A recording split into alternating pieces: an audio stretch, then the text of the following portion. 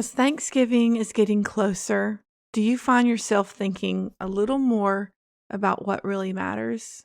Who do you want to spend your time with? What moments do you cherish most in your life? This time of year has a way of bringing all those things into focus, into the front of your mind. It's so easy with how busy life is to get caught up in the to-do list, everything you have to do, your routines, just the busyness of life. But what if we slowed down and made more time for the things and people that truly matter in our lives? Today, I want to walk you through 3 steps that you can take to make time for what really matters in your life. I pray this episode blesses you.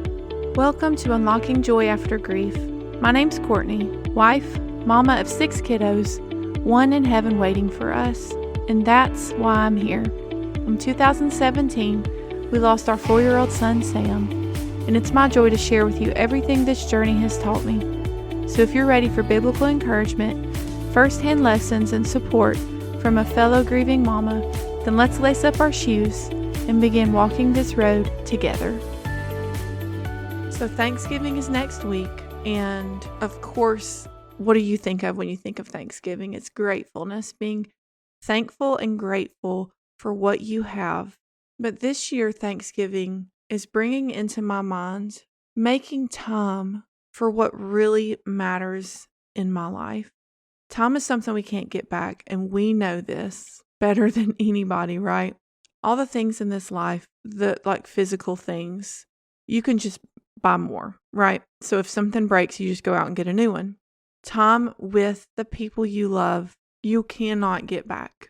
And so this year, I've really been focusing on how do I make time in my own life for what's important to me. And so that's what I want to get into.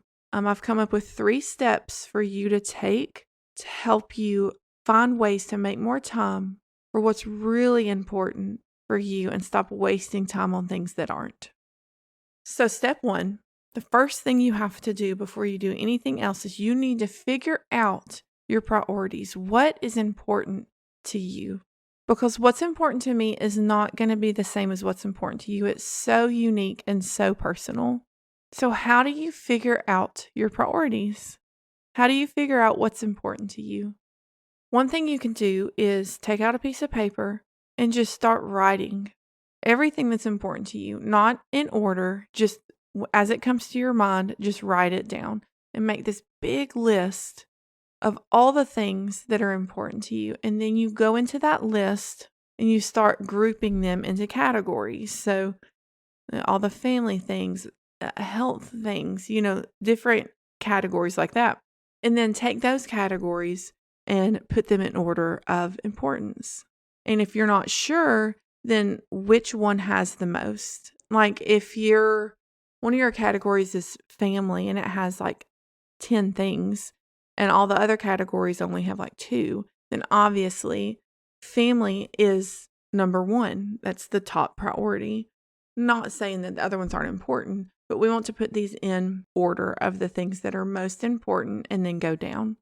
Because if you wrote it down, it's important to you.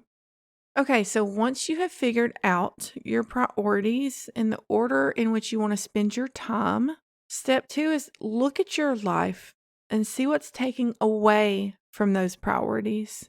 A way you could do this is do a time audit. How are you spending your time every day? You could literally write it down. 8 to 12, I'm at work. 12 to 1, I'm at lunch. 1 to 5, I'm at work. And then 5 to 6, I'm driving home. And then when you get home, write what you're doing. Another way to do it is there's an app called Clockify. And I will link it in the description of this episode. It's a free app, and you can just clock your time. Like when you start to do something, start the clock, kind of like you're clocking in and out at work. Start the clock and then end it when you're done. And then at the end of the week, you'll have this great report. You can look and see where you spent your time for that week. So after you have that data, where you're spending your time, line that up with your priorities. Is what you're spending your time on moving you closer to your priorities or taking time away from your priorities. And just knowing this will be able to help you make decisions that will give you more time for what's important. So you could start cutting things out that are taking time away, or maybe scaling them back if you can't cut them out completely, maybe not spending as much time. Or maybe if you can't cut it out at all, you can't scale it back, can your family or friends be added to it to where you're still doing whatever things you have to do, but you're putting one of your priorities into that task? I think sometimes we think that one day I'll have time for this. One day when I have more time, I will do this. And friends, that will never happen unless we're intentional about making time for what's important, because life is just busy. And before we know it, years have gone by and we haven't done the things that are important to us. And so we have to be intentional with our time and where we spend our time to make sure that we're spending time on what matters most. Now, there's going to be things, of course, that we have to do that's not going to be on the list, like, work. Work might be on your priority list, but, there's things that we have to do that's not going to be on our list, that's just life. We have to do it. But there's going to be those other hours of your day and your week that you get to choose what you do in those hours. And so doing this, figuring out your priorities, and then looking at those hours you have will help you make better choices on how you spend your time. Okay, so we've figured out our priorities. We've looked at our time to see what we can cut back, what we can change to spend more time on what matters. So the last thing I want you to do is kind of like going forward. So we've set everything up, but now we have to maintain it, right? So going forward, I want you to change the way that you look at new things that come in your life or new opportunities, because it's no good if we've figured out what matters most to us. We've rearranged our time to where we have more time to spend on those things. That doesn't matter if we're just going to keep adding other distractions, other things that's going to take away.